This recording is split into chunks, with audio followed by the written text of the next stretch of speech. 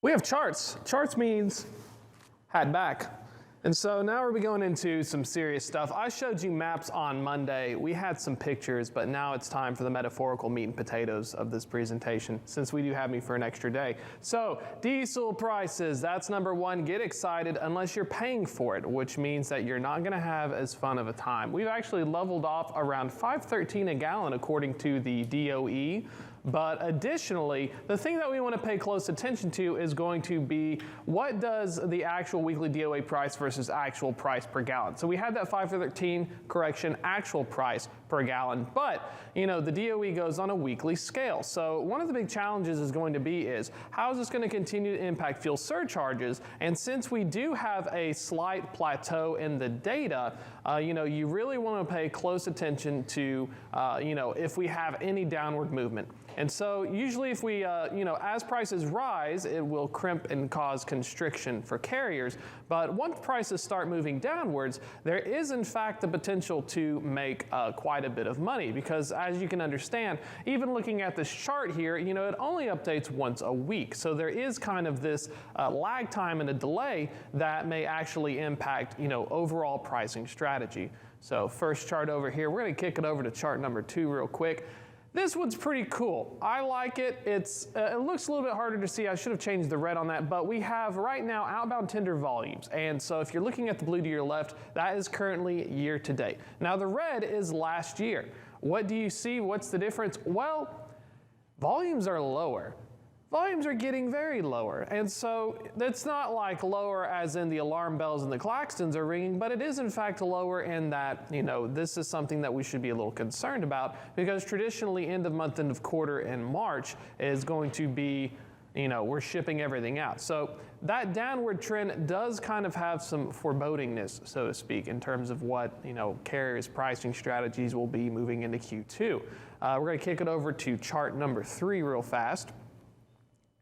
Why is it going down? Why are rates going down? Well, unlike Carmen Sandiego, I do have one thing for you. We have found that total fleet new counts authorized for hire. New counts of fleets authorized for hire.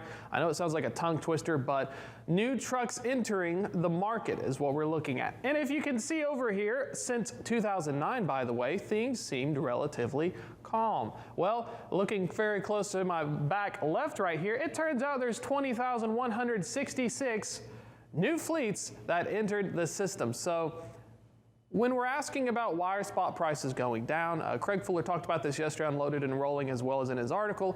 We have had an unprecedented, as in 10 years plus, unprecedented amount of new entrants entering the market. Generally speaking, like a bunch of lemmings heading to a cliff, once carriers start entering the market, the guys at the back don't understand that the party is about to stop up front. So what we're having right now is this upward movement, and there is a huge risk that as capacity continues to enter markets while the spot rates are going down, it could bode very poorly for the ones that relate to the party. Used prices are extremely up. It costs about double to buy a used truck, or even triple in some parts of the world.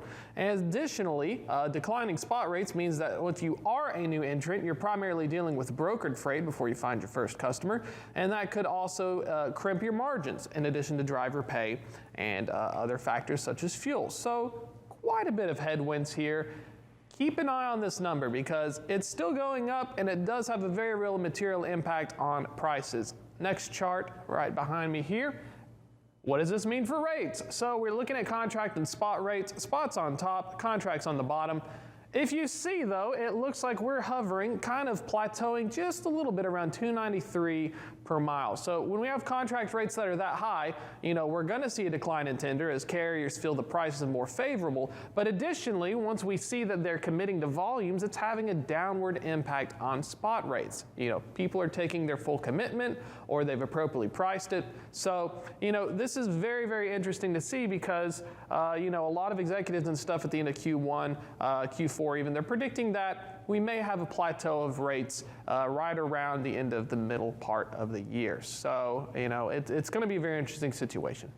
This was incredibly insightful. I mean, from fuel to rates to volumes to what we're seeing right now with van contracts. I mean, it does make sense because typically within the supply chain, we see so many entrants come into the market until there is just absolutely nothing less left on the bone to really kind of glean from. Correct, and that's going to be something that, as we continue looking in the next carrier update, we're going to see the impact that that's going to have on specific targeted markets. And just to give you an idea of how much this decline is having an impact on decisions. At a time, so we'll check in with you again in just a few moments. Right now, we're going to toss it back to Kaylee Nix and Michael Vincent.